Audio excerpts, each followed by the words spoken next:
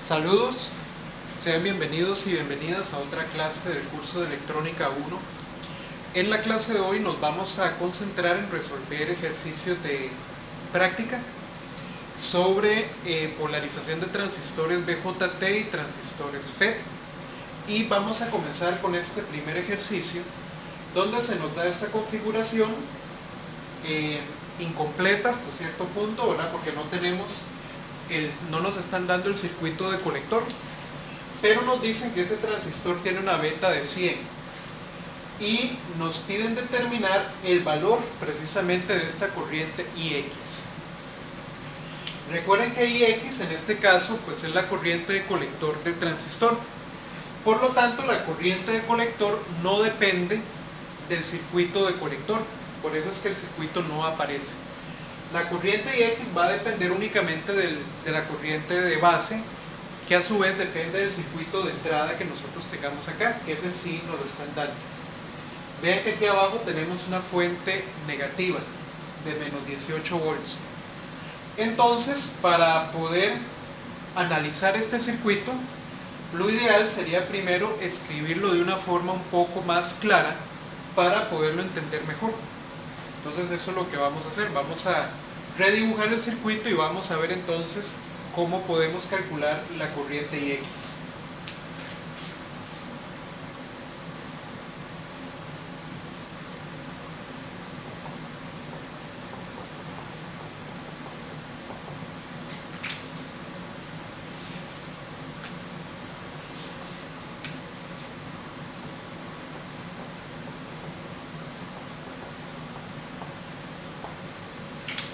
Entonces lo que voy a hacer es que voy a colocar la fuente y voy a separar estos nodos para tenerlos separados y verlos más fácilmente. Entonces me quedaría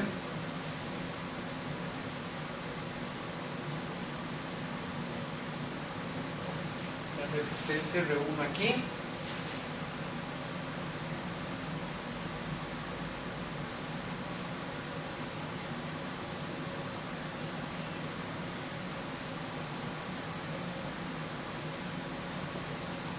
R2 acá con la fuente de menos 18 conectada a este nodo y luego vendría el transistor.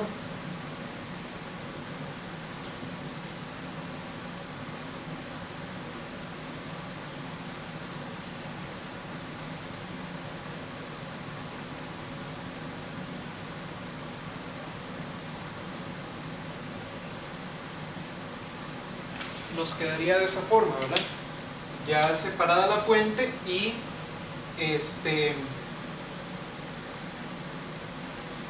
sí, separada la fuente nada más, fue lo que hicimos. Y aquí tenemos entonces la corriente de colector. Entonces, muy importante,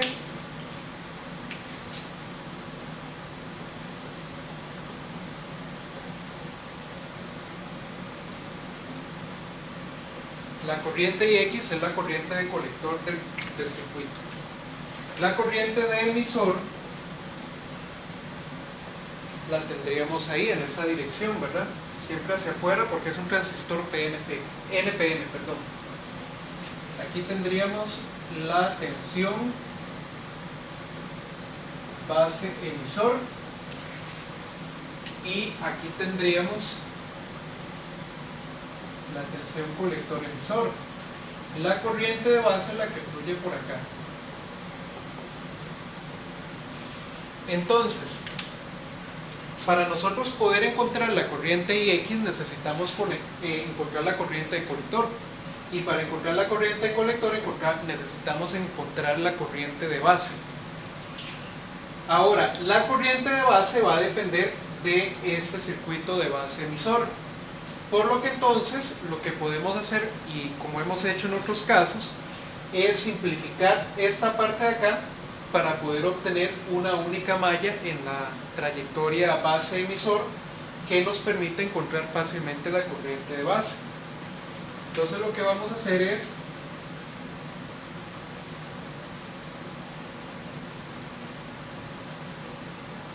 vamos a encontrar el equivalente de Thevenin de esta red para entonces poderla sustituir por una única fuente de tensión en serie con una resistencia.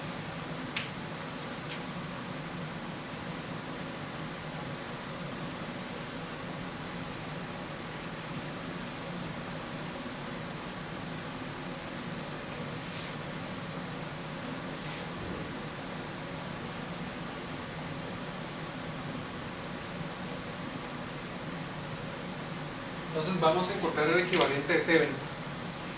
Noten que ahora pues R1 está conectada entre tierra y la tensión de base, ¿verdad? Esta sigue siendo V base o el nodo de base. Entonces entre tierra y V de base está R1 y entre V de base y la fuente de menos 18 volts está R2. Entonces ese es el único cuidado que hay que tener. Entonces vamos a dibujarlo de esta forma.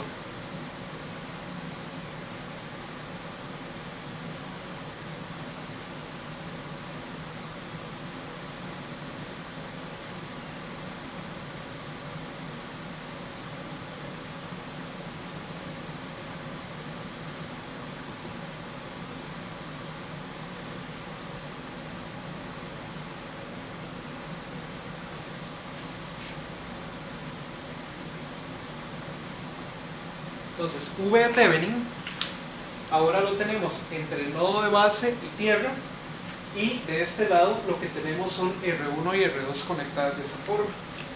Entonces, la única corriente que se va a establecer ahí es esta corriente, llamémosla I0. Esa corriente I0 nos va a producir caídas de tensión en R1 y R2, que van a tener entonces esta polaridad,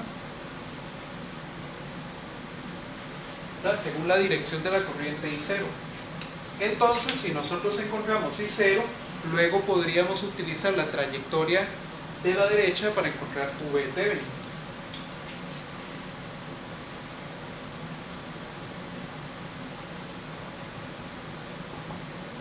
Entonces vamos a calcular I0.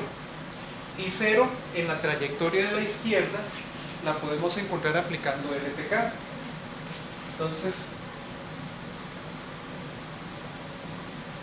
tendríamos que R1 por I0 positivo más R2 por I0 menos 18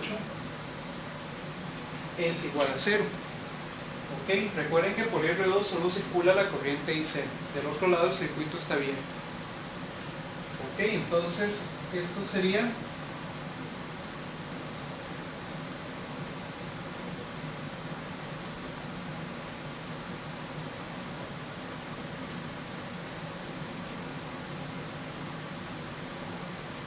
I0 sería 18 entre R1 más R2, que las tenemos acá. Por lo tanto serían 18 sobre 4,3 kilo ohms más 4,3 kilo ohms. Entonces la corriente I0 vendrían siendo 18 entre 8600, serían de 2,1 miliamperes.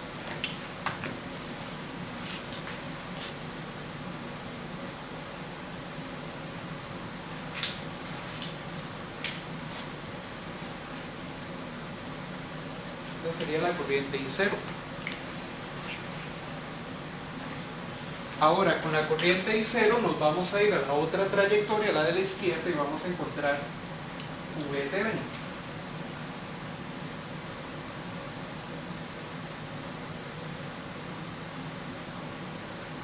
Entonces, V de Thevenin del otro lado sería aplicar también el LTK.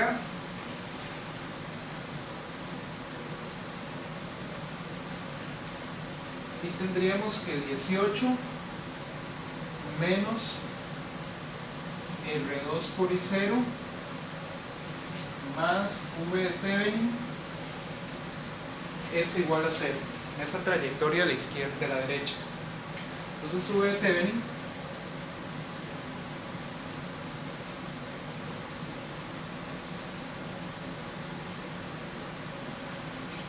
sería R2 por I0 menos 18. ¿Ok? Entonces tendríamos que V de Thevenin sería 4300 por I0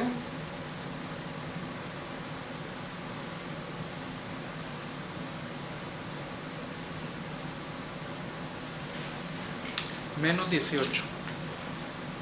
Entonces sería esta por 4300.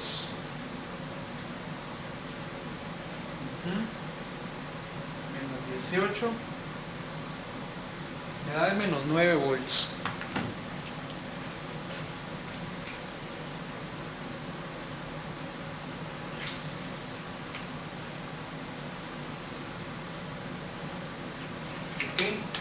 Entonces, básicamente, tenemos una fuente negativa de menos 9 volts y nos falta encontrar la resistencia de Thevenin, que sería en este mismo circuito apagar la fuente de tensión y revisar qué resistencia nos queda equivalente.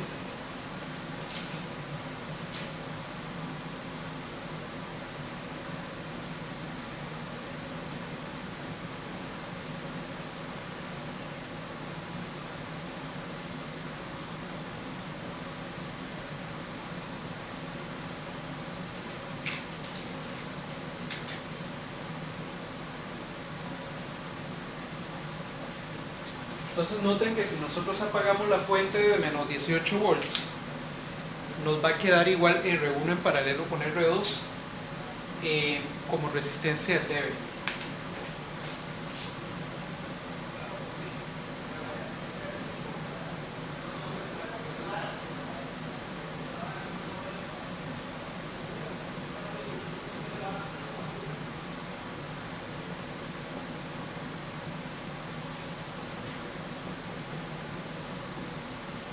Entonces la resistencia de Thevenin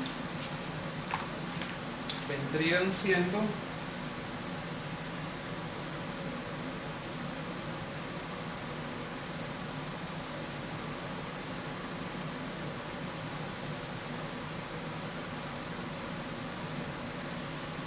$2,15K.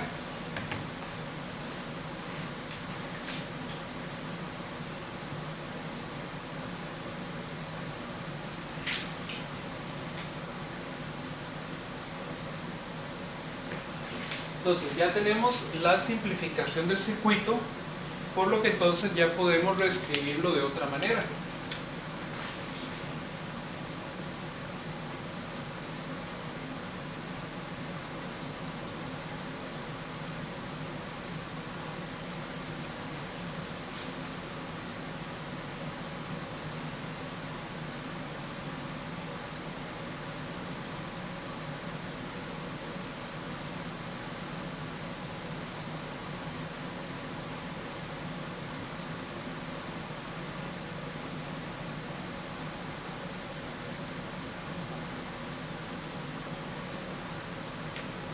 Bueno, nos quedaría de esta otra forma.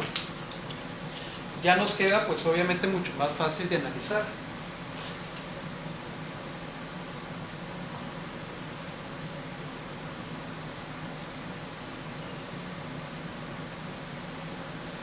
Recuerden que como V de Thevenin nos dio negativo, entonces yo voy a utilizar la magnitud positiva y le voy a dar la polaridad correcta a la fuente. Entonces, por lo tanto, ahora la corriente de base está fluyendo en esa dirección y ya la podríamos calcular utilizando la malla base emisora. ¿Ok? Entonces lo voy a calcular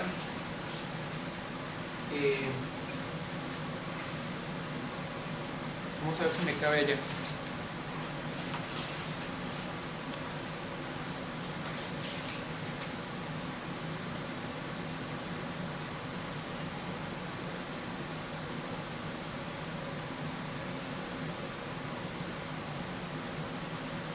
Entonces en la trayectoria base emisor que tenemos en ese circuito vamos a encontrar la I de base.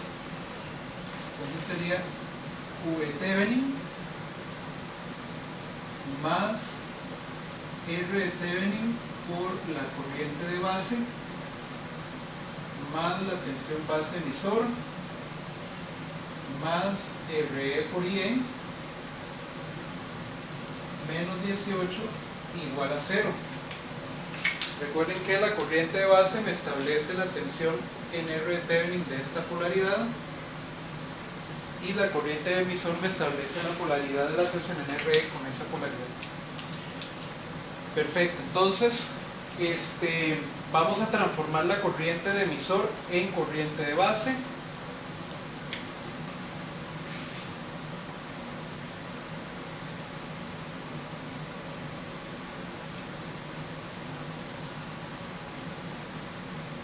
Beta más 1 por I de base. Por lo tanto,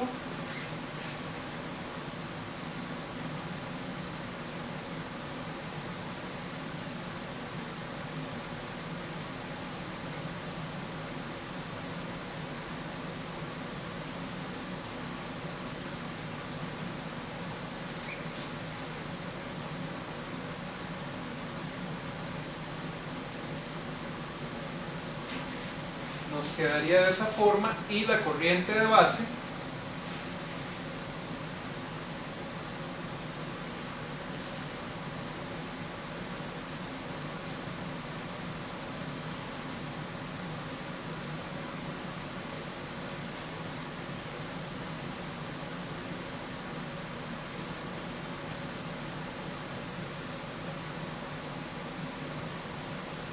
nos quedaría de esa forma, ¿verdad?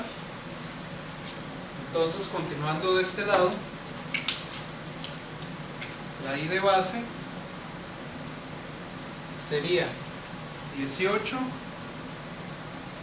menos 9, ¿verdad? Menos 0.7 entre R de Thevenin, que nos dio 2150, más 101 por 1800. Ok, recuerden que este sube de Thevenin de 9 volts positiva, porque ya le dimos la polaridad correcta a la fuente. Perfecto, entonces la corriente de base nos da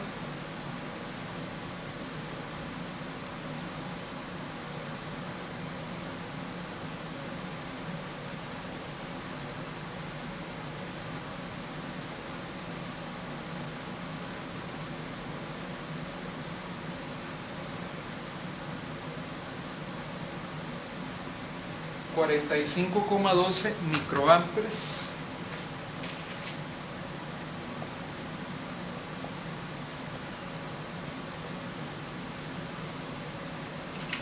Y la corriente IX, que es igual a la corriente de colector, vendría siendo beta veces la I de base, o sea 100 veces 45,12 microamperes.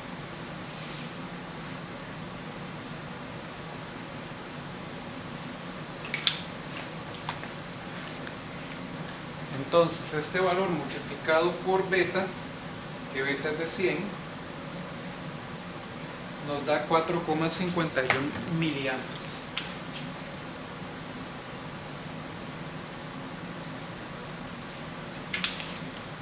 Ok, y aquí ya tendríamos entonces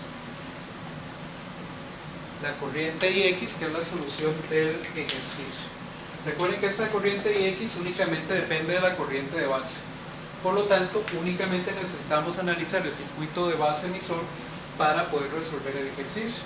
Y para analizarlo, pues primero hay que simplificarlo al equivalente de Thevenin. Ok, entonces vamos a continuar con un segundo ejercicio.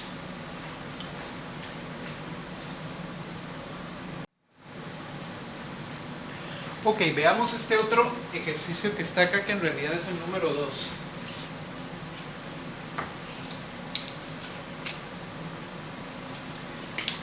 En este circuito tenemos una configuración muy parecida a la anterior, pero ahora hemos sustituido la R2 por un diodo Zener. Por un diodo Zener que tiene una tensión Zener de 5.1 volt. Y nos piden encontrar nuevamente el valor de la corriente IX. Y beta ahora cambió a 200. Entonces, ¿cómo hacemos en este caso? En este caso, en este tipo de circuitos, nosotros lo que vamos a asumir es que el diodo Zener está polarizado en inversa, es decir, está en su región Zener, ¿verdad? Recuerden que aquí tenemos una tensión negativa. Esta tensión va a ser probablemente menos negativa que menos 12. Por lo tanto, vamos a tener una corriente IZ fluyendo en esta dirección, que vamos a asumir que es suficientemente alta para mantener este diodo Zener polarizado en inversa y trabajando en su región Zener. Recuerden que los diodos Zener trabajan en polarización inversa, ¿verdad? O en la región de polarización inversa. Luego, por acá vamos a tener nuestra corriente de emisor y por acá vamos a tener la corriente de base. ¿De acuerdo? Y aquí tendríamos la tensión colector-emisor. Ok, entonces, ¿cómo podemos hacer? Bueno, y aquí nos hace falta la tensión base a emisor. Entonces, ¿cómo podemos hacer para encontrar en este caso la corriente de base, que es la que nos va a definir la corriente de colector y por lo tanto la corriente IX?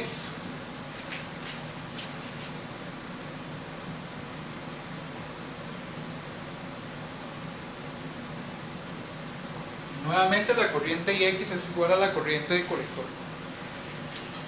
Entonces, una cosa que ahora podemos hacer y que no podíamos hacer en el caso anterior es tomar esta trayectoria de acá, porque en esta trayectoria de acá tenemos la tensión del diodo Zener, que es constante en 5.1 volts, tenemos la tensión base emisor, que es constante en 0.7, ¿verdad? Así lo asumimos nosotros, y nos quedaría como única variable desconocida la tensión en RE, que podemos escribir en términos de la resistencia de emisor y en términos de la corriente de emisor, que a su vez va a ser prácticamente la misma corriente de colector.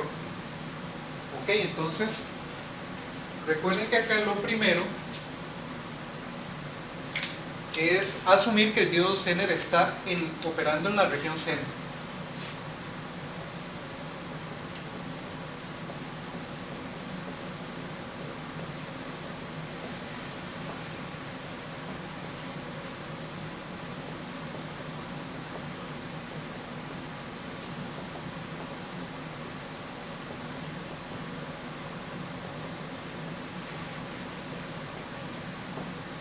Entonces la tensión Vz es constante.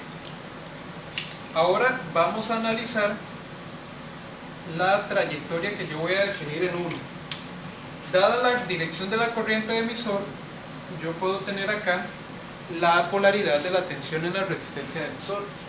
Entonces ahora vamos a analizar la trayectoria 1.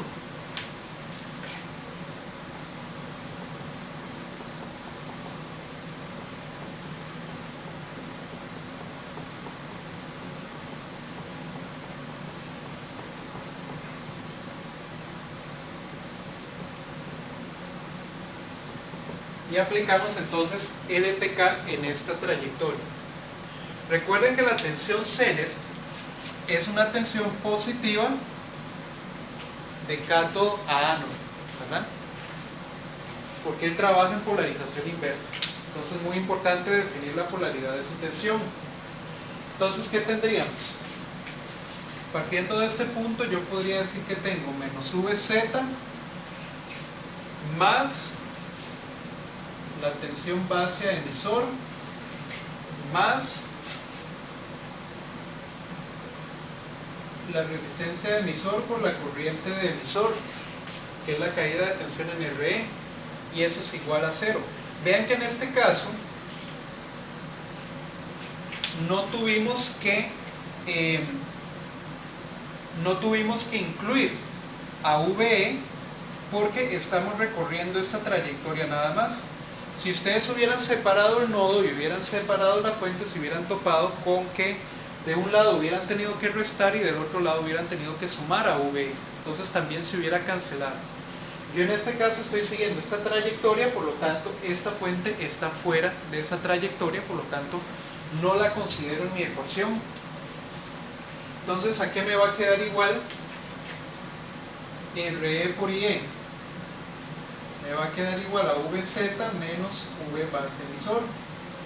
Entonces vean que para que este circuito nos funcione bien, el chiste es tener un diodo Zener con una tensión Zener que sea superior a la tensión base emisor, que en este caso sí nos va a funcionar porque aquí tenemos 5.1 volts, que es mayor que 0.7. Por lo tanto, este producto es positivo y la corriente de emisor nos da positiva, no nos puede dar negativa.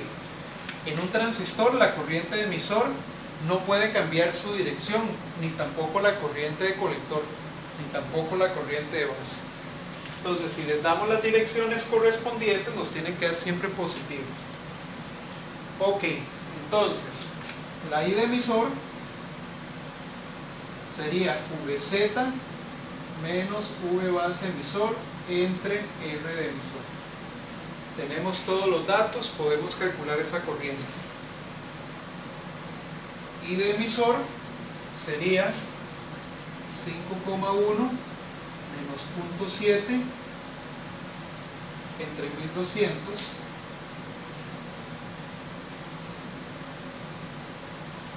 y esa corriente nos da de 5.1 menos 0.7 entre 1200, 3,67 miliamperes.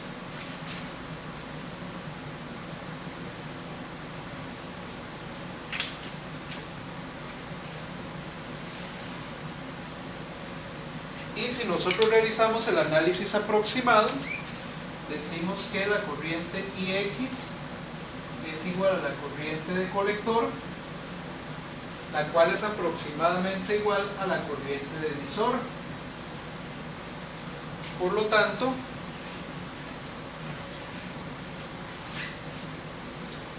IX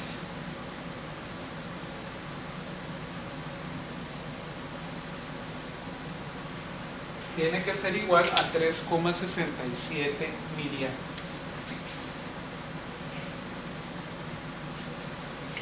¿Verdad? Ahora, si ustedes hubieran querido tener un análisis un poco más preciso, que en realidad va a ser muy similar a este resultado, se pueden calcular otras corrientes también en ese circuito. Por ejemplo, podríamos calcular cuál es la corriente que fluye por R1.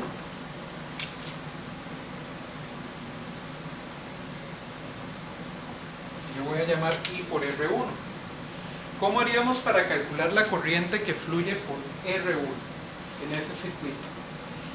Bueno, tenemos que buscar una trayectoria cerrada normalmente que nos permita establecer una ecuación de tensiones y que nos permita encontrar esa corriente.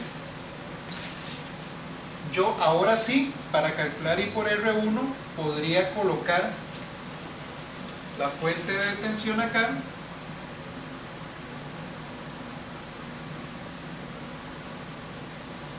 Le doy su polaridad correcta y le doy el signo, ¿verdad?, la magnitud. Y vean que podemos establecer esta trayectoria que va por acá.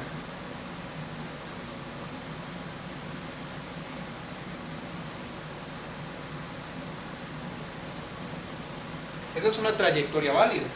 Estamos partiendo del nodo de referencia, estamos llegando al nodo de referencia y en el medio tenemos tensiones. La tensión en el Zener es conocida, la tensión de la fuente es conocida. Nuevamente la única tensión que nos quedaría desconocida es la tensión en R1, pero la podemos escribir en términos de su resistencia y de su corriente. Entonces, para calcular I por R1 usamos la trayectoria en negro y aplicamos LTK.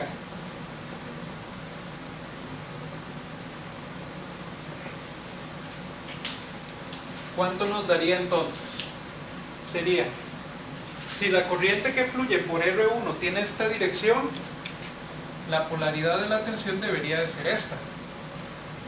Entonces yo sumo R1 por I por R1 más VZ menos 12 volts es igual a 0. Ok, esa sería mi ecuación de tensiones. Entonces ahora despejo la corriente en R1.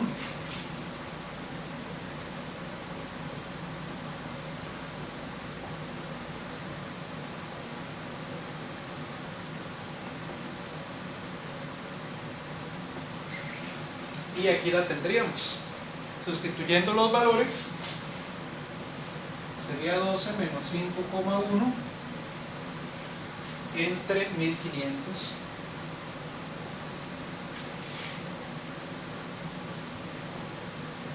Entonces la I por R1 serían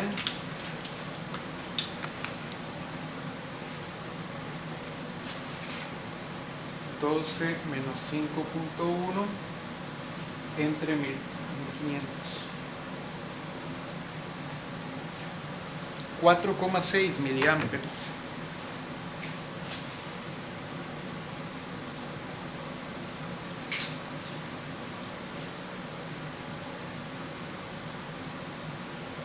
Y ahí tendríamos la I por R1.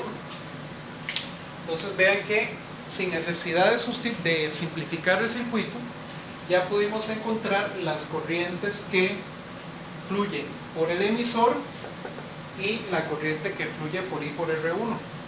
Digamos, la que fluye por R1. Si nosotros quisiéramos encontrar la corriente de base,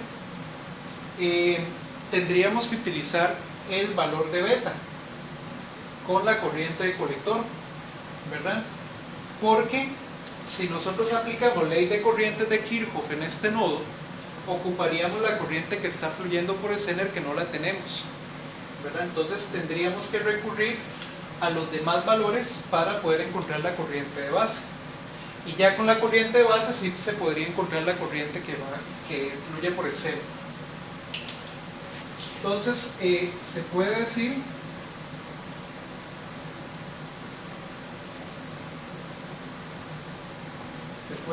que I de base o I de emisor es igual a beta más 1 por la corriente de base.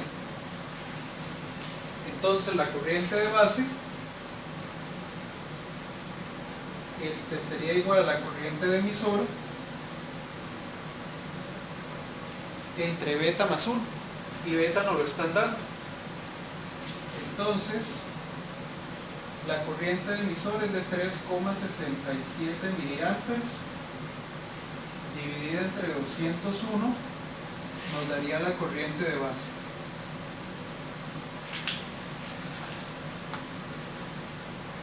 Entonces la corriente de base sería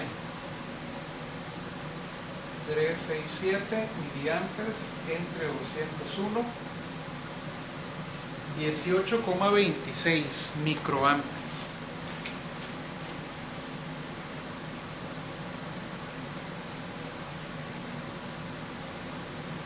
Esa sería la corriente de base.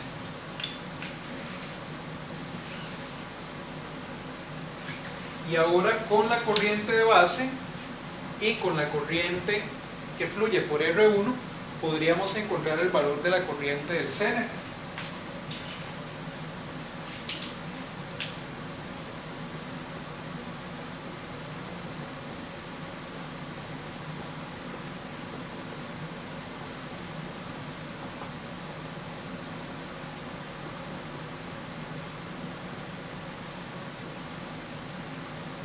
Entonces aplicaríamos LSK, digamos, al nodo A, que sería este nodo de aquí. Ya tenemos dos de sus corrientes y nos haría falta solamente la corriente IZ. Entonces tendríamos menos I por R1, que es una corriente que entra, más la corriente IB que sale, más la corriente IZ que sale, todo nos tiene que dar 0. Entonces despejamos para IZ. IZ sería I por R1 menos la I de base.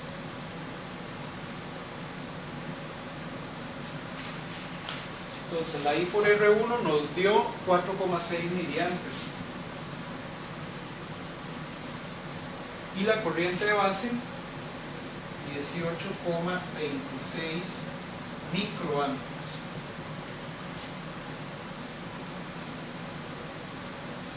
Entonces si Z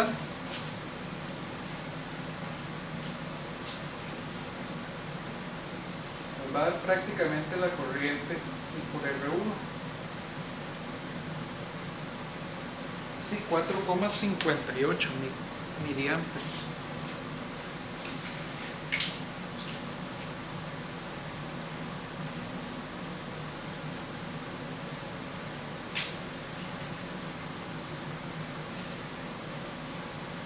Esa sería la corriente que está fluyendo por el Zener.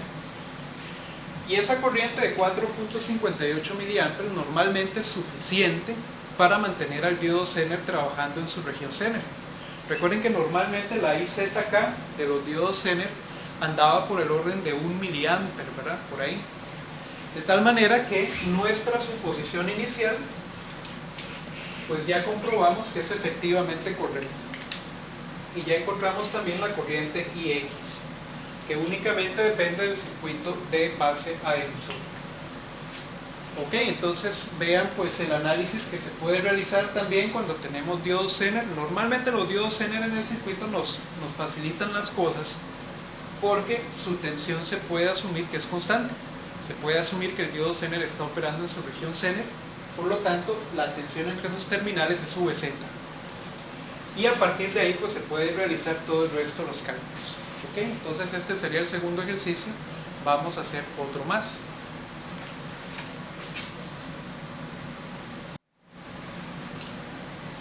Ok, vamos a ver el tercer ejercicio de hoy, que es esta configuración que tenemos acá con dos transistores BJT, ambos NPN, y nos piden encontrar el valor de la corriente IX en esa parte del circuito, asumiendo que los dos transistores son iguales y que ambos poseen una beta de 200.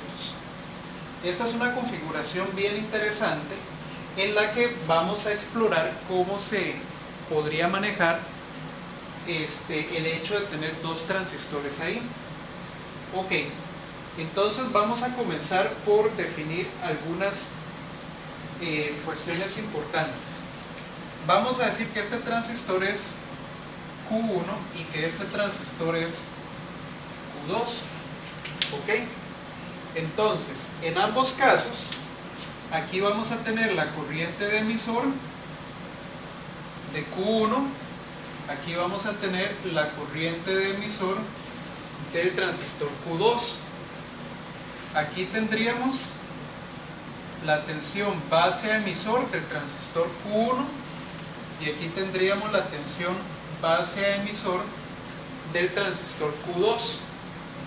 Ok, ahora la corriente IX viene siendo la misma corriente de colector del transistor Q2.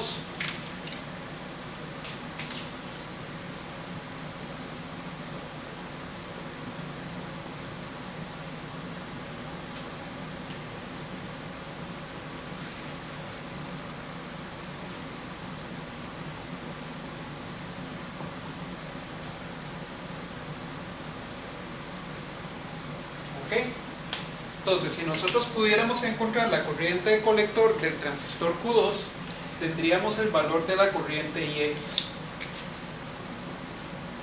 Ok, ahora ¿qué más? Noten que estamos colocando aquí un cortocircuito entre la base y el colector en el transistor Q1, de tal manera que la tensión colector base en el transistor Q1 se nos hace de 0 volts.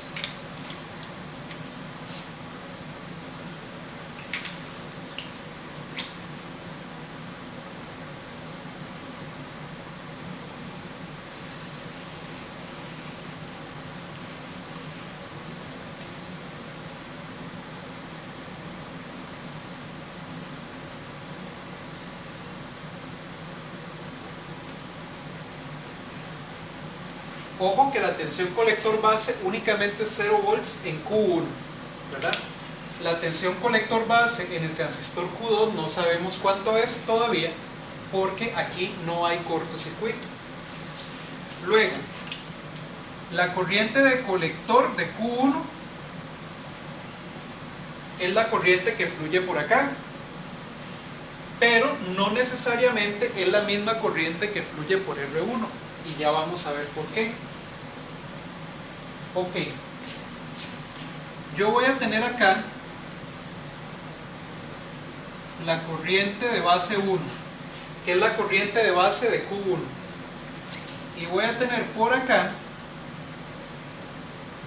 la corriente de base 2, que es la corriente de base de Q2. Ok, entonces vean que si yo aplico ley de corrientes de Kirchhoff en este nodo, yo podría saber qué corriente está fluyendo por este cable que está acá.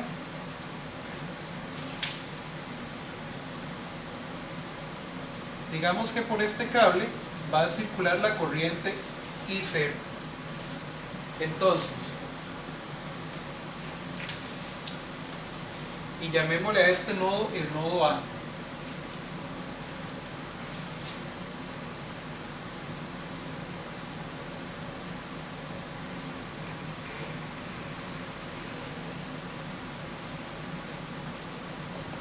Entonces, si aplicamos ley de corrientes de Kirchhoff al nodo A, yo tendría que menos I0, que es una corriente que entra, más la corriente de base 1, más la corriente de base 2, que son corrientes que salen, es igual a 0. ¿De acuerdo? Por lo tanto, la I0 vendría siendo I de base 1 más I de base 2. ¿Ok? Ahora, como los dos transistores son iguales y tienen la misma beta, estas corrientes tienen que ser iguales también.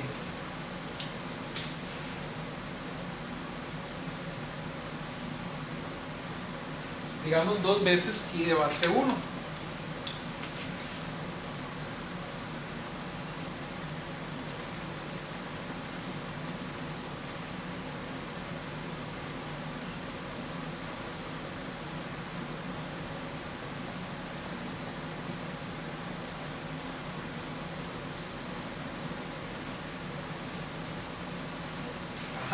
Entonces los transistores son iguales, las corrientes de base tienen que ser iguales. ¿Ok? Entonces vamos a tener que por este cable de acá, en realidad está fluyendo una corriente I0, que en este caso sería 2 veces I de base 1. ¿Ok?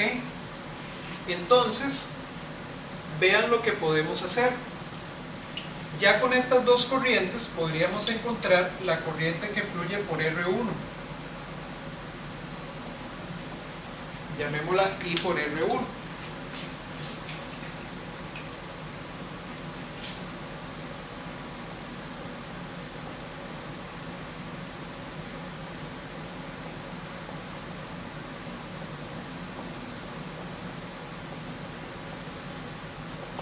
En la resistencia R1 tendríamos lo siguiente.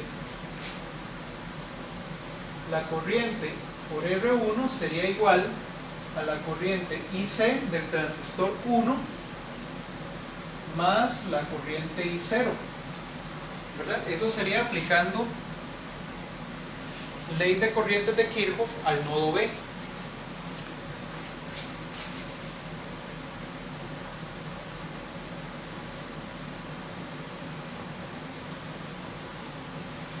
Obtenemos entonces esa corriente para R1. ¿Ok? Entonces sería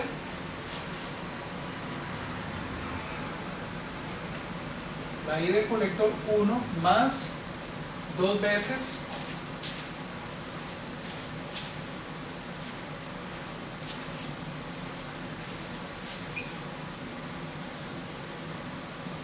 la corriente de base 1, que es la que nosotros obtuvimos acá.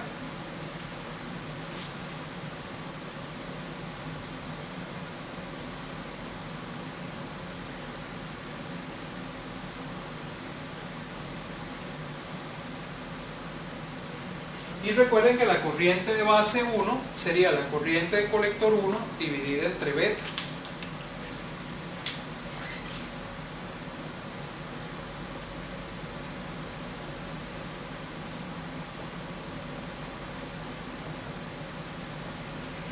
Bueno, nosotros sabemos que I de base es I de colector entre beta.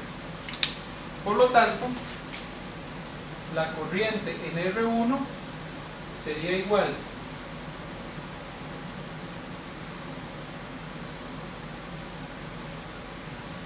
a IC1 más multiplicado por 1 más 2 entre beta. Esa sería la corriente que fluye por R1. Ahora, si la corriente que fluye por R1 va en esta dirección, yo puedo tomar la polaridad de la tensión en R1 de esta manera. ¿Ok? Ahora, el chiste es buscar una trayectoria que me permita a mí encontrar alguna de estas corrientes que todavía no conocemos. Y la trayectoria más simple que tenemos en ese circuito viene siendo esta de acá.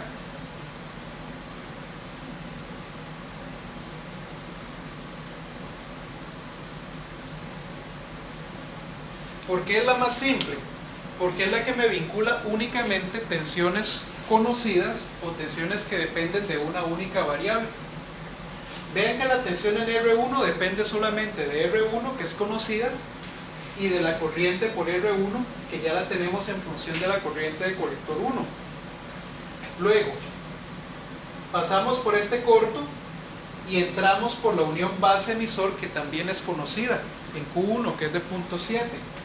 Por lo tanto, en esta expresión tendríamos las tensiones y los valores conocidos para poder encontrar alguna de estas corrientes, que sería la corriente I por R1, y luego podríamos encontrar la corriente de colector 1. No estamos pasando por la unión colector-emisor porque tiene una tensión que nosotros no conocemos. Por lo tanto, estamos bordeándolo por el cortocircuito para poder llegar a la unión base-emisor, cuya tensión nosotros conocemos.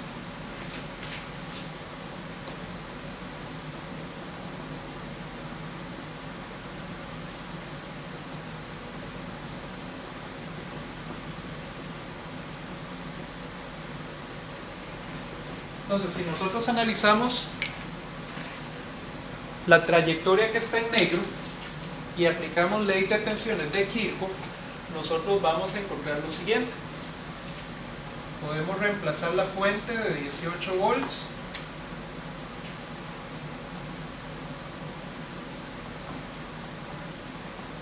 por su correspondiente fuente, de tal manera que nos quedaría menos 18 más R1 multiplicado por I por R1, que es la corriente que fluye por R1. Y luego la siguiente tensión que tenemos es la tensión base-emisor del transistor Q1. Y ya no tenemos ninguna otra tensión en esa trayectoria, por lo tanto, podemos igualar la ecuación a cero. Y vean que entonces nosotros podemos decir que la corriente I por R1 vendría siendo igual a 18 menos V base emisor entre R1. Esa sería la corriente que fluye por la resistencia R1. Y ya tenemos los datos. Entonces serían 18 menos 0.7 entre 1000.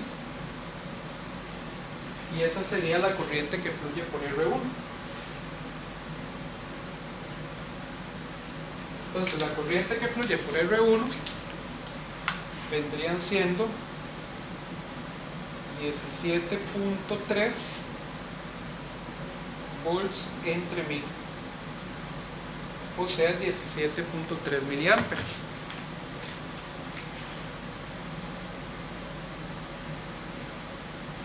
Esa sería la corriente por R1. ¿Ok? Ahora, la corriente de R1 nosotros dijimos que la podemos escribir en términos también de beta. Por lo tanto, ahora que conocemos la I por R1, podríamos despejar la corriente de colector 1.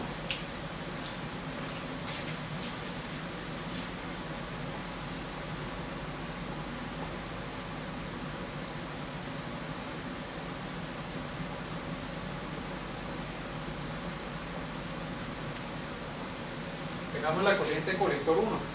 ¿Quién sería? La corriente de colector 1 sería nuestra I por R1 dividida entre 1 más 2 entre beta. Esa sería la corriente de colector 1. O sea, 17,3 miliamperes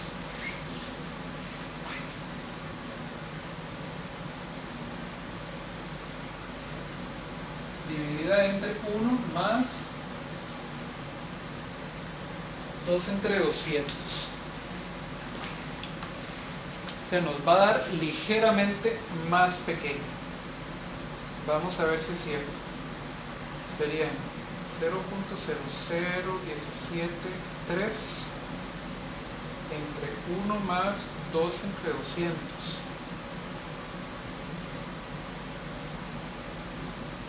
Sí, nos va a dar un poquito más pequeño. Sería 17,13.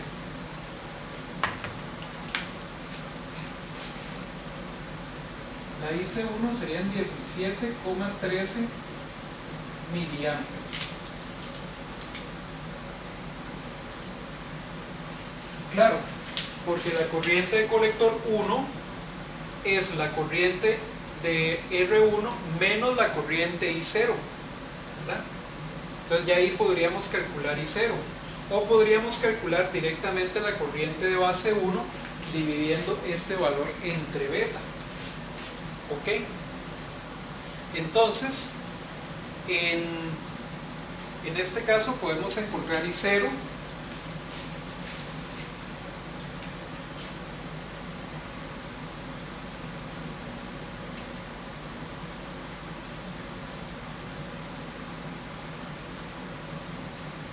y si calculamos I0 sería I0 es I por R1 menos la corriente de colector 1, ¿verdad?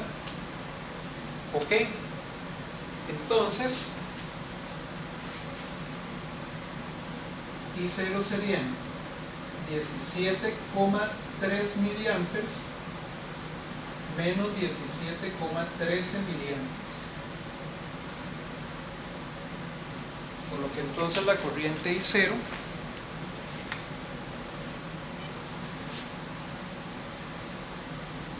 serían 17.3 menos 17.13, serían 0.17 miliamperes.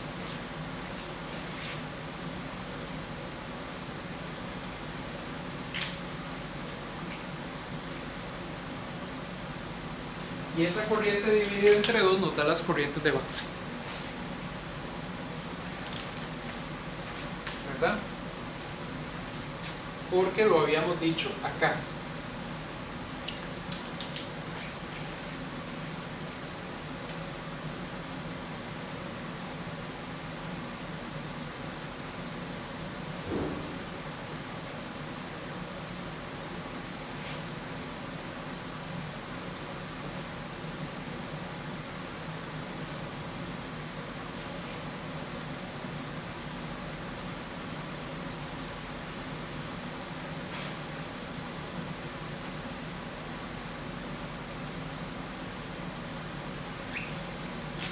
Entonces ese valor dividido entre 2 nos da 85 microamperes.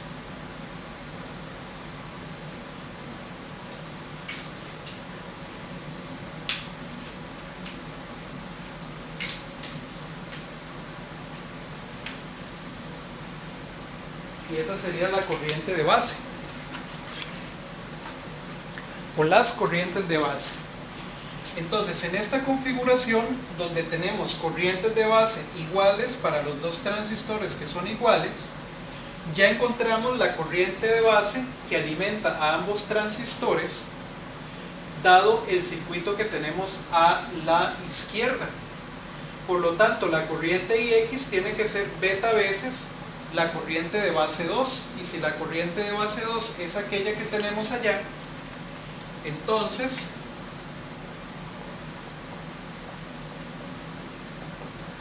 la corriente IX sería beta veces I de base 2, o sea 200 por 85 microamperes.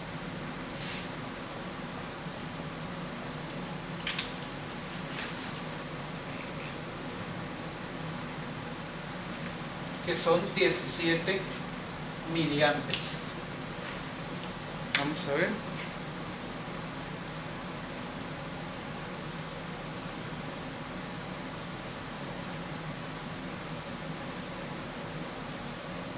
Sí, 17 miliamperes.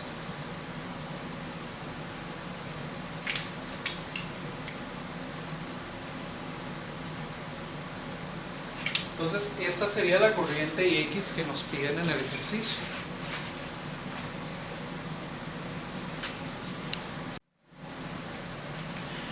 Entonces, este tipo de circuitos se comportan como si fueran fuentes de corrientes independientes. ¿Por qué?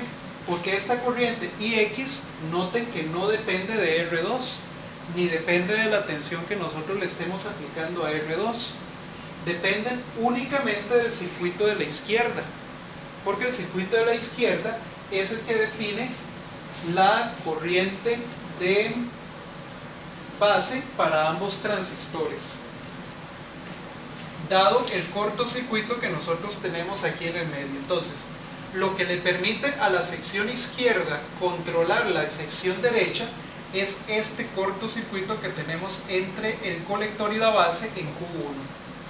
Eso hace entonces que las corrientes de base se hagan iguales, dado que los transistores son iguales y tienen la misma beta, y eso permite entonces que nosotros podamos definir la corriente de base 2 a partir de la resistencia R1, ¿verdad? Porque aquí tenemos R1 definiendo la corriente I por R1. I por R1 nos permite luego encontrar la corriente de colector 1. Y esa corriente a su vez nos define la corriente I0, y esa corriente I0 a su vez nos define la corriente de base. Entonces, cualquier resistencia que ustedes coloquen acá, cualquier fuente de tensión que ustedes coloquen acá, no van a alterar el valor de la corriente que fluye por ese ramal, que es la misma corriente de colector 2, que es IX. Ok, entonces esto se comporta como si fuera una fuente de corriente independiente. ¿Ven? De tal manera que al definir el valor de R1 yo defino el valor de la corriente IX. Luego la corriente IX, el valor de la corriente IX va a andar muy similar al valor de la corriente de colector 1. ¿Ok? Porque de nuevo los circuitos son casi que como si fueran espejos, ¿verdad? Versiones en espejo. Tienen la misma corriente de base y por lo tanto van a tener prácticamente la misma corriente de colector. La única diferencia es que en la corriente I por R1 circula tanto la corriente de colector como la suma de las dos corrientes de base. ¿De acuerdo? Entonces, este es el tercer ejercicio que quería mostrarles, y vamos a ver otros más también con transistores múltiples.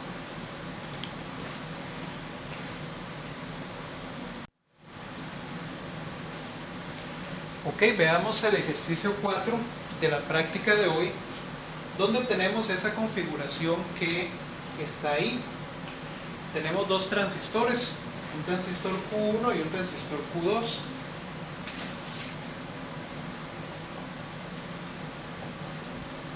Y nos dicen que ambos transistores en este caso tienen una beta de 80, y nos piden encontrar el punto de operación de los dos transistores.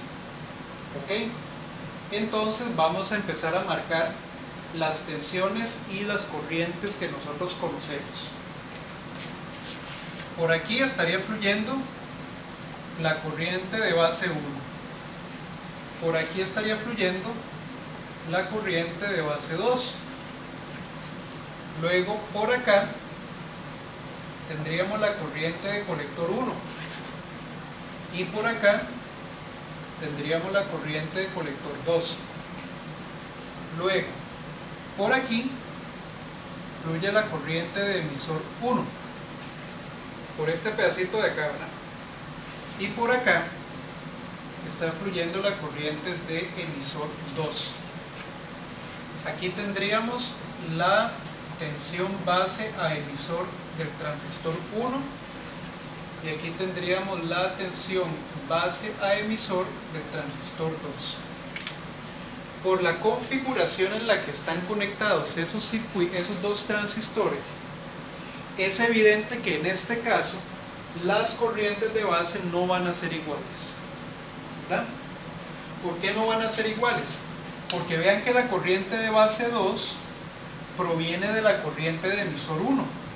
Es decir, la corriente de emisor 1 se está separando una parte para la corriente de base 2 y otra parte que es la corriente que va a fluir por la resistencia de emisor 1.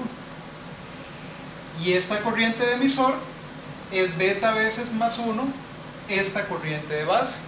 Entonces, evidentemente, estas dos corrientes de base no van a ser iguales. La segunda va a ser bastante más grande que la primera. ¿Ok? Entonces hay que tener cuidado por ese lado. Luego, nosotros podemos reescribir el circuito para verlo de una manera más cómoda o más clara. Podemos separar esta fuente positiva y podemos separar esta fuente negativa para entonces poder ver las trayectorias de una manera más clara. Entonces vamos a redibujar el circuito.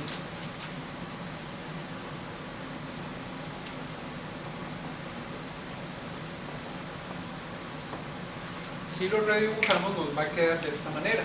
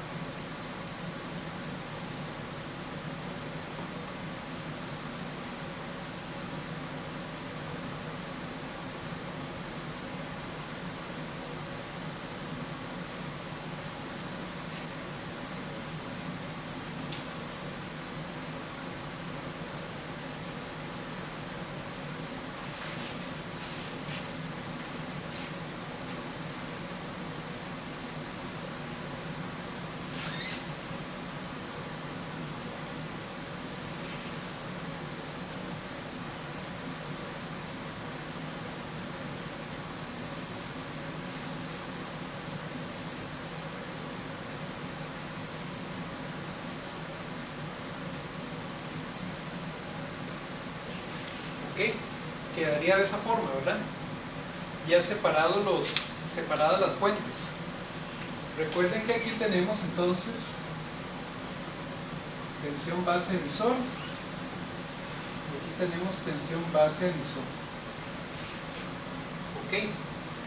Aquí tenemos corriente de base 1 y aquí tenemos corriente de base 2. En este tipo de circuitos nosotros tenemos que buscar alguna trayectoria que nos permita a nosotros encontrar alguna de las variables desconocidas. Normalmente hay una para comenzar, o hay varias que nosotros podemos escribir en términos de las mismas variables y que nos permiten resolverlas como un sistema de ecuaciones. Entonces, noten que las tensiones colector-emisor son desconocidas.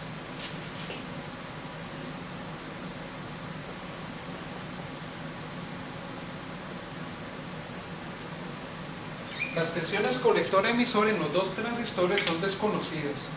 Por lo tanto, estas trayectorias que están acá no nos permiten encontrar ninguna de las variables desconocidas. Luego, si nosotros quisiéramos encontrar un análisis por recta carga, lo podríamos intentar hacer, porque tenemos beta y podríamos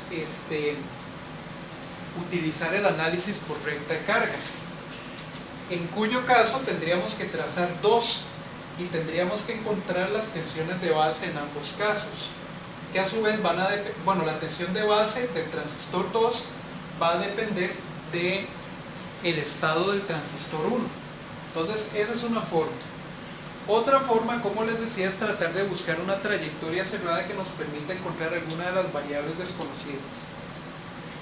Si ustedes notan la forma en la que estos transistores están conectados, vean que yo podría partir de aquí, de la terminal de base que está conectada directamente a la referencia. Yo podría partir de aquí, podría pasar por la unión base a emisor del primer transistor, cuya tensión yo conozco. Podría venirme por esta línea de acá y atravesar la unión base a emisor del segundo transistor, cuya tensión también yo conozco. Y después volvemos al nodo de referencia a través de esta fuente de 5 volts, en cuyo caso la única tensión desconocida sería la caída de tensión en RE2, que yo podría escribir en términos de la corriente IE2, ¿verdad? Entonces es una trayectoria que me permite a mí encontrar la corriente de emisor 2. Con la corriente de emisor 2 yo podría encontrar la tensión colector emisor 2, podría encontrar la corriente de base 2, y así podríamos seguir adelante con el análisis del circuito. Entonces vean que esa trayectoria en azul es una trayectoria conveniente que nos permite iniciar el análisis del circuito. Ok, entonces vamos a analizar esa trayectoria en azul.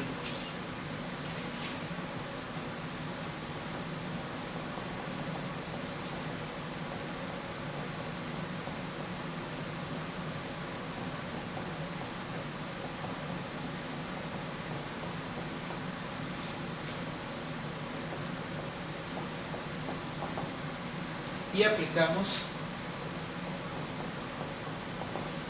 LTK a esa trayectoria. Entonces tendríamos, parto de cero y la primera tensión que me encuentro es la tensión base emisor del primer transistor. Llamémosle V base emisor 1.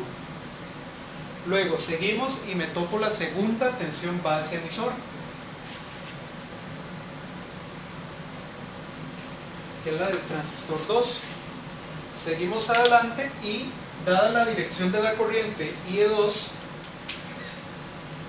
la tensión en la resistencia RE2 debería tener esta polaridad. Por lo tanto, la sumo. Sería RE por IE2. Y luego resto los 5 volts de la fuente e igualo a 0 porque ya llegaría al nodo de referencia. Estas dos tensiones son iguales, ¿verdad? Cada una vale 0.7. Por lo tanto, vean que RE por IE2 se hace igual a 5 menos V base emisor 1 menos V base emisor 2. ¿Ok? Por lo tanto, la corriente de emisor 2 es 5 menos 2 veces V base emisor dividido entre RE, y ahí tengo la corriente de emisor 2. Entonces serían 5 menos 2 por 0.7 entre 1000.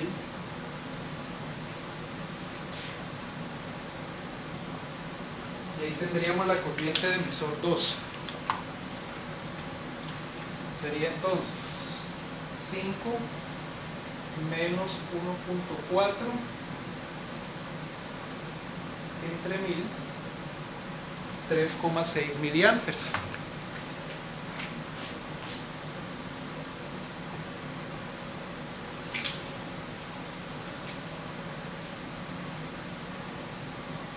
Ahí está la corriente de emisor 2, ya la encontramos. Y con esa corriente de emisor 2 podemos encontrar la tensión colector-emisor para tener el punto de operación del primer transistor. Entonces, ahora sí podemos analizar la malla que está acá, la malla colector-emisor del transistor 2.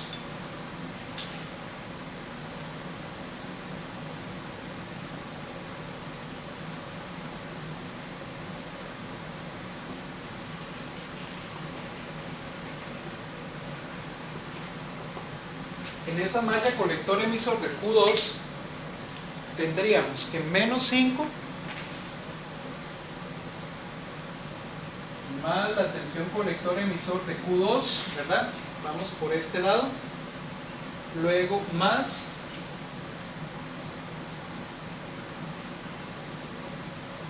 la tensión RE por I de emisor 2 menos 5 igual a 0. Por lo tanto,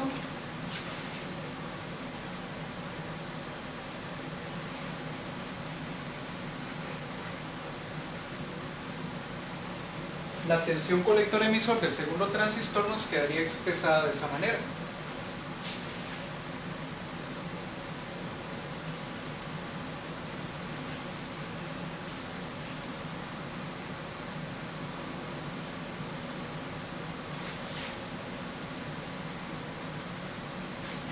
Entonces ya tenemos los valores. Ahora lo que vamos a hacer es encontrar la tensión colector-emisor 2.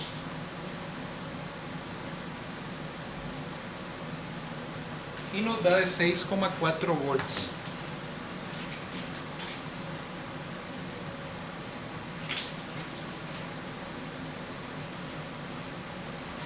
Y ya tenemos entonces el punto de operación de Q2.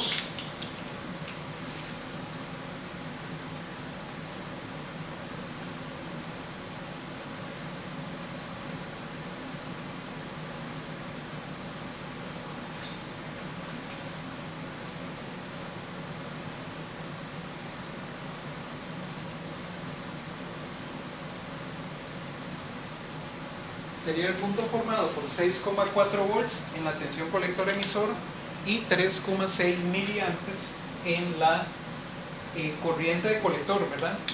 Lo que estamos asumiendo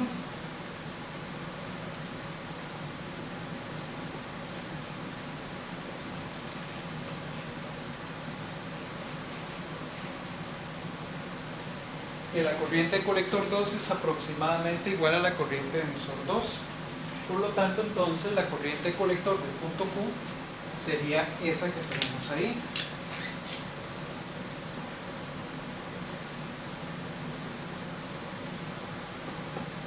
Ok. Entonces, ahora con esta información, ya tenemos el punto de operación de Q2. Vamos a ver si nos podemos mover para encontrar el punto de operación de Q1. Ok, entonces voy a borrar la pizarra y vamos a analizar esa otra parte.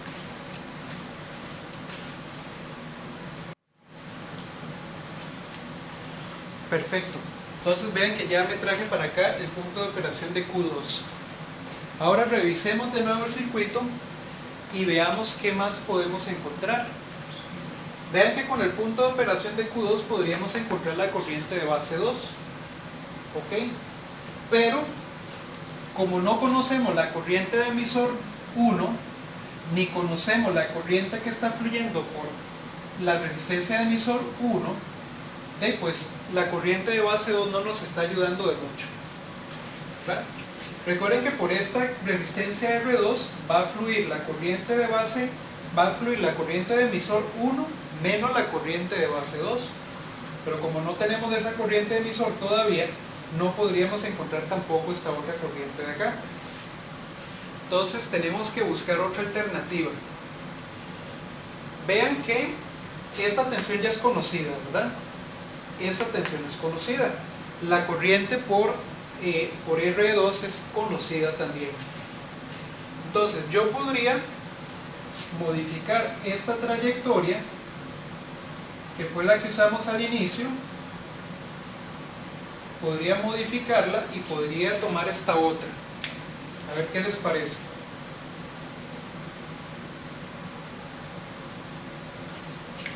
En vez de venirme por acá, ahora podría tomar este otro camino de aquí.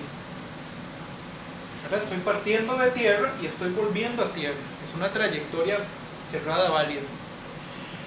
En ese camino yo tengo la fuente de 5, tensión conocida.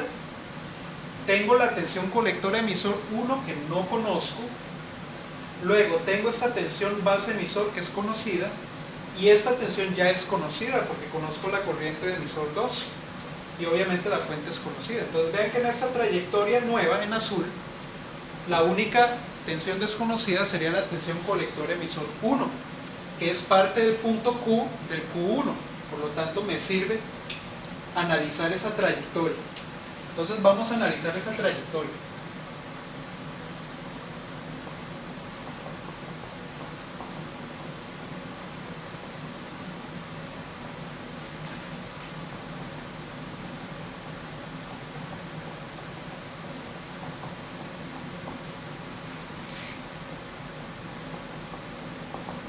Y aplicamos CDTK. Ok, entonces ¿qué nos queda? Tendríamos menos 5 más tensión colector emisor 1, ¿verdad? Más la tensión base emisor del transistor 2, más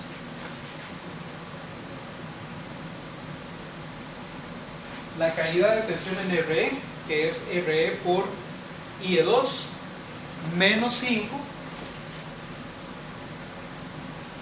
igual a 0.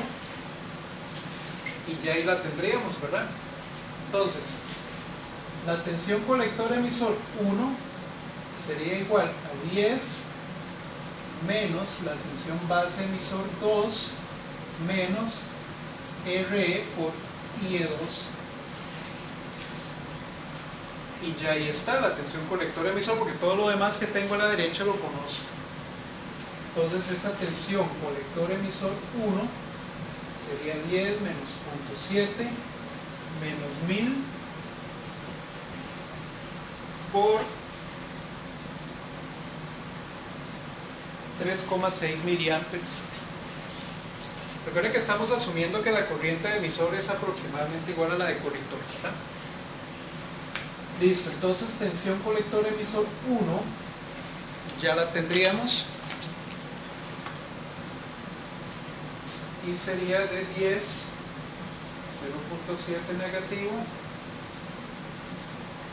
1000 negativo por 0.0036, nos da de 5,7 volts.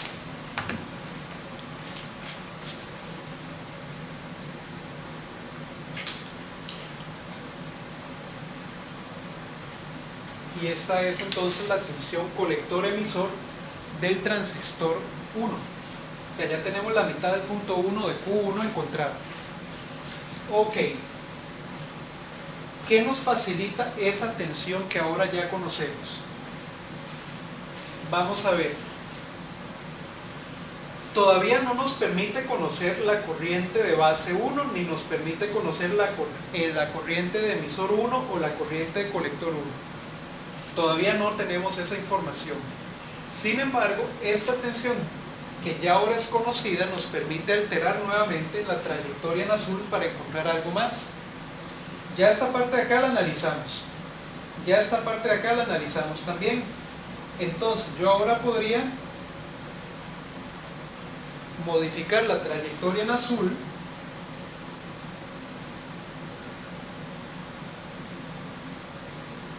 para poder calcular algo más.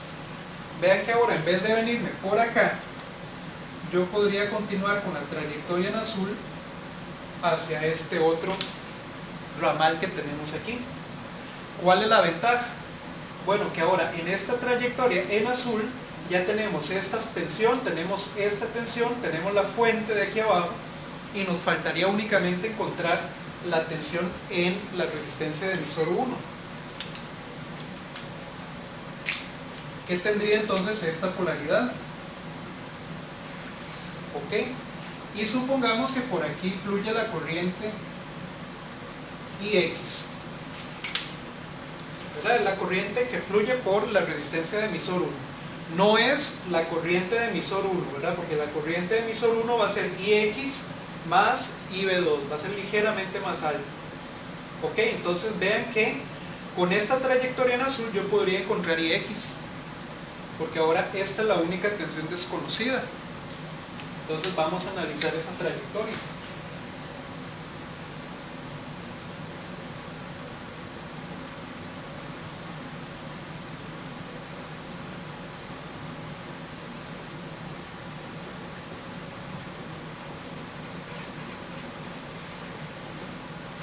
Entonces vamos a analizar esta nueva trayectoria azul que tenemos acá. Y vamos a aplicar igual LTK. A ver qué obtenemos. Tendríamos ahora, partiendo de este nodo de tierra, tendríamos menos 5, ¿verdad? Más la tensión colector emisor 1. Ya la tenemos.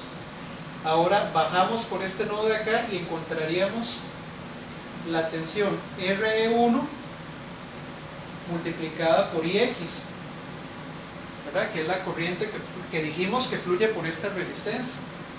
Y ahora le restamos 5 de la otra fuente e igualamos a 0. Y ahí lo único que no conocemos es la corriente IX. Por lo tanto, RE1, a esta debí ponerle RE2, ¿verdad? Se me olvidó. Ok, bueno. Entonces, R1 por IX es igual a 10 menos la tensión colector emisor 1, ¿verdad? La tensión de las fuentes menos esta tensión que tenemos acá sería la tensión que hay aquí. Por lo tanto, la IX sería 10 menos tensión colector emisor 1 entre resistencia de emisor 1.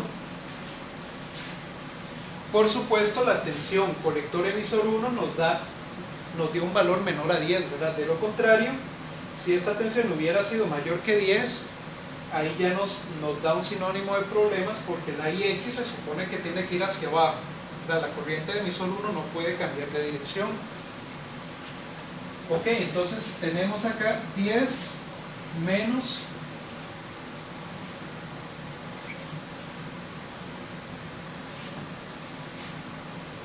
5,7 entre 20.000, ¿verdad? Que es lo que vale la resistencia de emisor 1. Entonces esta IX sería igual a ¿cuánto?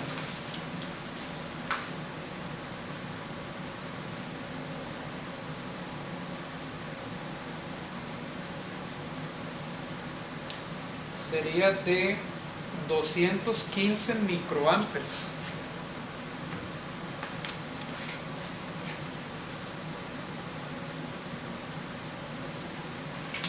¿Okay? Esta es la corriente IX, que es la corriente que tenemos fluyendo por I por R de emisor 1. Ahora bien, ¿de qué nos sirve la corriente IX? Bueno, nos sirve porque nosotros sabemos que la corriente de emisor 1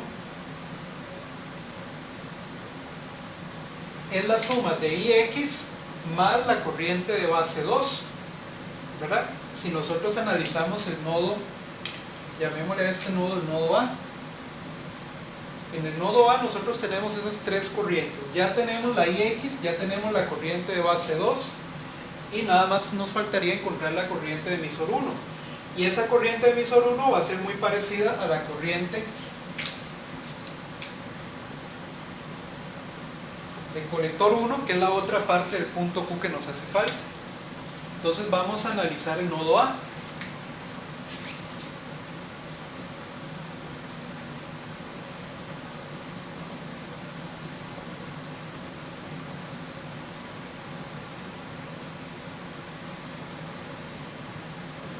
Y aplicamos en este caso ley de corrientes de Kirchhoff. ¿Qué tendríamos en el nodo A? Que la corriente de emisor 1 que entra es negativa, más la corriente IX que sale, más la corriente de base 2 que sale, es igual a 0. ¿Ok? Ahora, la corriente de emisor 1 sería igual a IX más I de base 2, como ya habíamos dicho. ¿Y quién es IX? Ya la tenemos. ¿Quién es la corriente de base 2? Sería básicamente la corriente de colector 2 dividida entre beta del segundo transistor.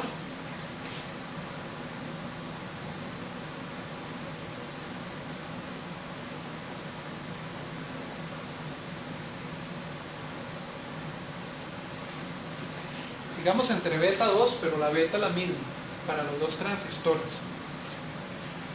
Ok, entonces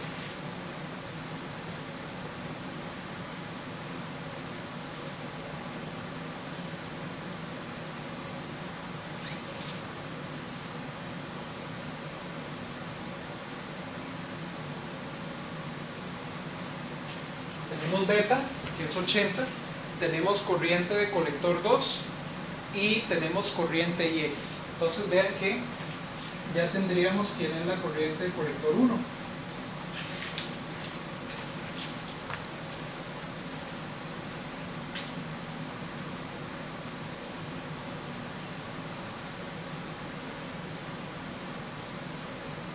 Nos da entonces de 260 microamperes.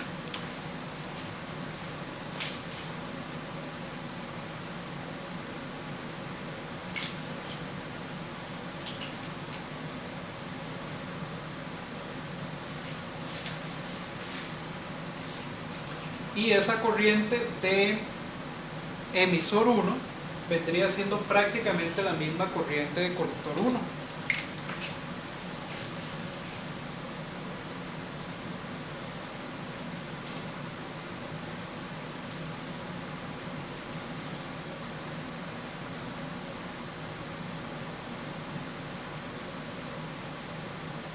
Por lo que entonces la corriente de colector 1 sería también de 260 microamperes.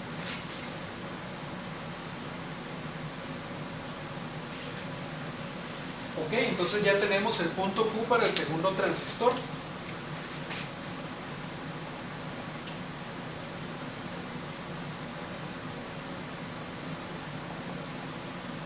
Sería la tensión colector emisor del transistor 1, que es de 5,7 volts, y la corriente de colector del transistor 1, que sería entonces de 260 microamperes. La corriente de base 1, nada más para calcularla, sería IC1 entre beta 1, o sea 260 microamperes entre 80, y la corriente de base 1 sería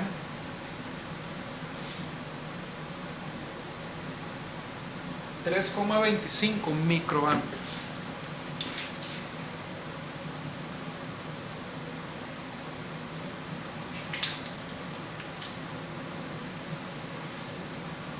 Entonces noten que las corrientes de base son diferentes, ¿verdad?, en los dos transistores.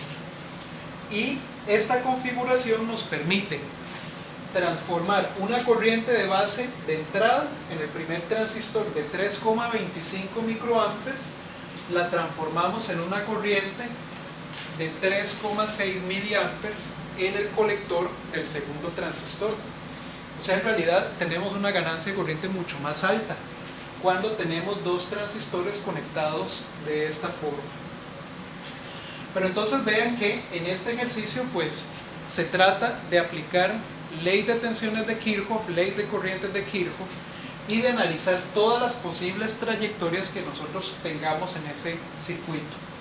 Y buscamos trayectorias que tengan o una única variable desconocida, o que eventualmente nosotros podamos montar un sistema de ecuaciones con diversas trayectorias, pero que estén en función de las mismas variables desconocidas, de tal manera que al resolver el sistema nosotros podemos encontrarlas. ¿Ok? Entonces aquí les dejo este otro ejercicio y vamos a tratar de hacer uno más corto. ¿Ok?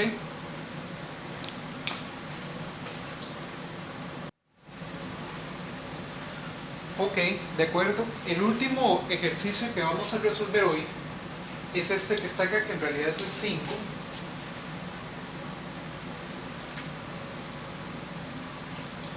Y se nos da este circuito de acá donde tenemos un transistor de MOSFET, ¿verdad? Y nos piden calcular la tensión VDS, la tensión drenaje fuente. Nos dicen que para ese transistor la corriente IDSS es de 10 mA y la tensión VP es de menos 4 volts. Y el transistor es un DMOSFET de canal P, ¿verdad? Ok, entonces, ¿qué vamos a hacer acá? Bueno, vamos a marcar primero las direcciones de las corrientes. Nosotros vamos a tener aquí la corriente de drenaje. Vamos a tener por acá la corriente de fuente. Y nosotros sabemos que la corriente de compuerta es de 0 amperes. Y aquí tenemos la tensión compuerta fuente en ese transistor. Y también lo que vamos a hacer al inicio es hacer una gráfica rápida de la curva de transferencia para saber cómo se va a comportar nuestro transistor.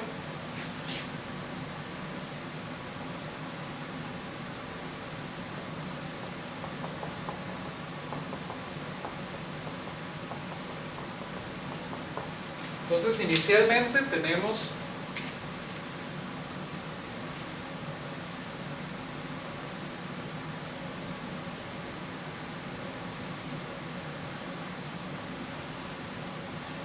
un transistor de MOSFET de canal P, por lo tanto sabemos que él va a trabajar para tensiones con puerta fuente positivas. Tienen que ser positivas y tienen que ser menores que VGS de corte.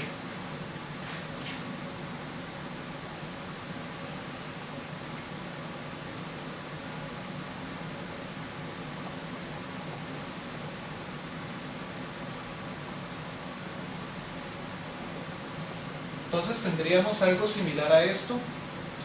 Sabemos que la tensión, que la corriente ID puede ser superior a IDSS en este caso, y que la tensión VGS de corte va a ser positiva.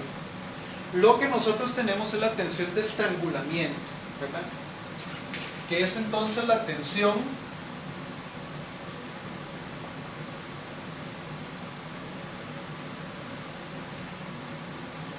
que veríamos nosotros cuando la corriente de drenaje se vuelve máxima para VGS igual a 0, ¿verdad? Entonces, esta que está acá es VP, que es la tensión de estrangulamiento, que para un transistor de MOSFET de canal P es negativa, como la que tenemos acá. Pero nosotros sabemos que la relación entre VP y VGS de corte es únicamente el 5.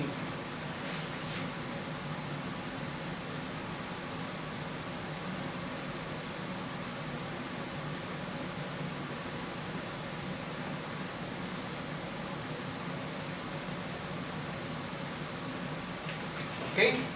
Entonces, dado esto, nosotros podemos concluir que VGS de corte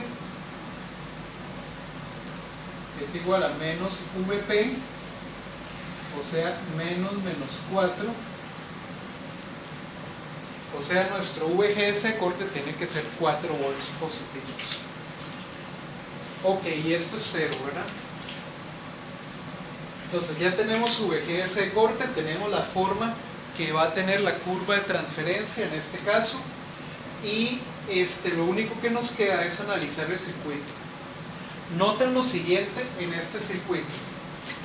Vean que nosotros estamos colocando en cortocircuito la compuerta del transistor con la fuente, ¿verdad?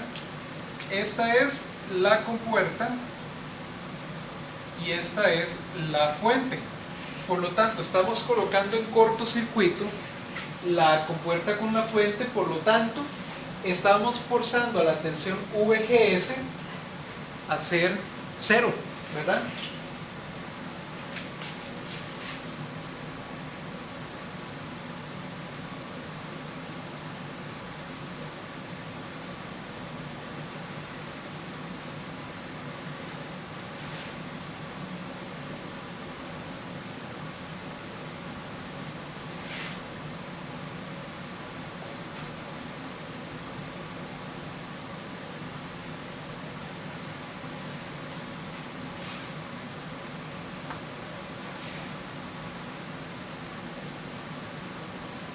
Ok, entonces al colocar nosotros el cortocircuito acá estamos haciendo las tensiones de compuerta y la tensión de fuente iguales.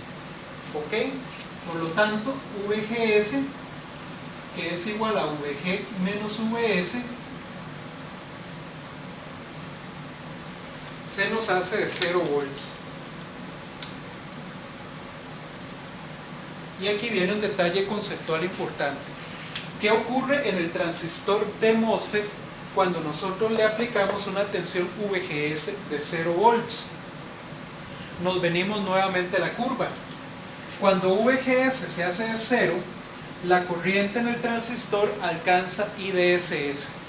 Por lo tanto, la corriente de drenaje en este transistor, por definición, tiene que ser exactamente igual a IDSS, puesto que nosotros le estamos colocando entre compuerta y fuente una tensión de 0 volts al transistor. ¿Ok? Entonces, dado que VGS es igual a 0 volts, entonces ID tiene que ser igual a IDSS, o sea 10 miliamperes, no hay de otra. De acuerdo, entonces esta situación que estamos viendo acá ocurre para los transistores JFET y ocurre también para los transistores de MOSFET. ¿Ok? Que cuando nosotros lo polarizamos con una tensión VGS de 0 volts, logramos forzar que el transistor nos entregue una corriente de drenaje igual a la corriente IDSS, como dijimos acá.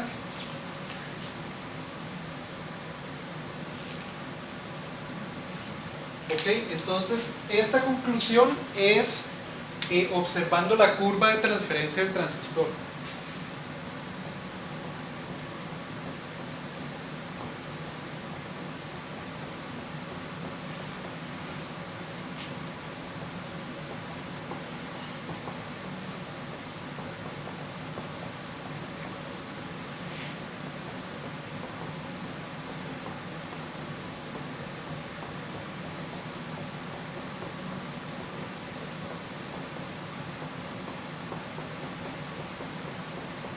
Nuevamente es un fenómeno que ocurre en los transistores JFET y de MOSFET.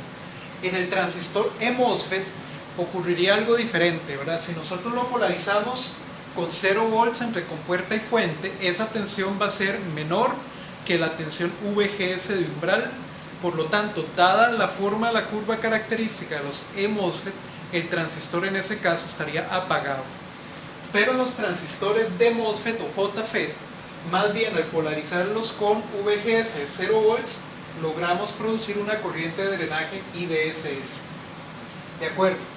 Entonces, ahora que ya tenemos la corriente de drenaje encontrada, lo que vamos a hacer es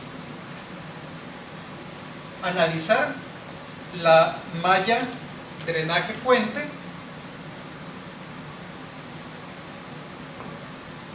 Aquí tenemos 20 volts.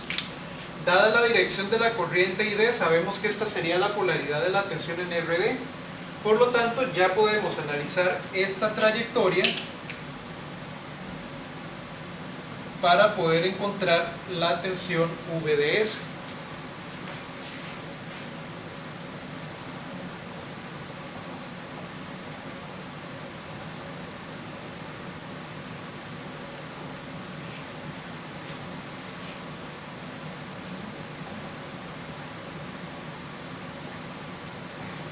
Entonces, si analizamos la trayectoria drenaje fuente, tendríamos que menos 20 más RD por ID, que sería la tensión en RD, más VDS es igual a 0. Vean que aquí no tenemos ninguna otra fuente negativa ni ninguna otra resistencia, por lo tanto igualamos las tensiones a 0 directamente. Y aquí lo que andamos buscando es VDS.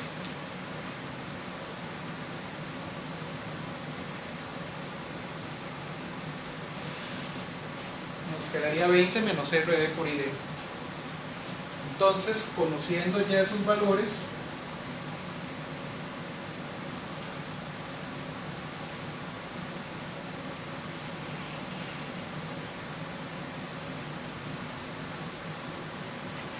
calcularíamos VDS directamente.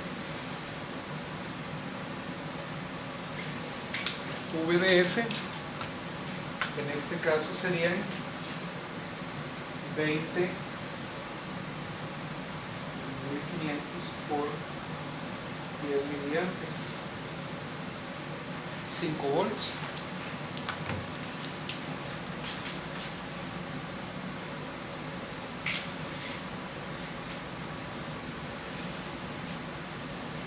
Entonces ya aquí tenemos la tensión VDS en este transistor, dada la conexión que nos dieron al inicio. ¿Ok? Entonces, muy importante ese detalle cuando nosotros nos topamos transistores de MOSFETs o JFETs cuya compuerta ha sido conectada en cortocircuito con la fuente. En ese caso, simplemente lo que se está haciendo es colocando una tensión VGS de 0 volts. Ahora estamos haciendo VG igual a VS, por lo tanto estas dos tensiones son iguales, la resta de ambas me tiene que dar 0 volts. No importa la tensión que yo tenga aquí en la terminal de fuente. ¿Ok? Y de esa forma forzamos al transistor a entregar una corriente de drenaje igual a IDSS, y ya con esa corriente encontrada pudimos calcular VDS. ¿Ok? Entonces este sería el último ejemplo que vamos a hacer en la clase de hoy. Probablemente en la próxima tengamos otros ejercicios adicionales de práctica y posteriormente ya comenzaríamos a ver lo que serían los circuitos amplificadores. ¿De acuerdo? Que ya sería la tercera parte y final del curso. Ok, entonces igual que siempre, cualquier consulta, cualquier duda, ustedes pues me contactan por favor y nosotros la analizamos y nos veríamos entonces en un siguiente video. Muchas gracias.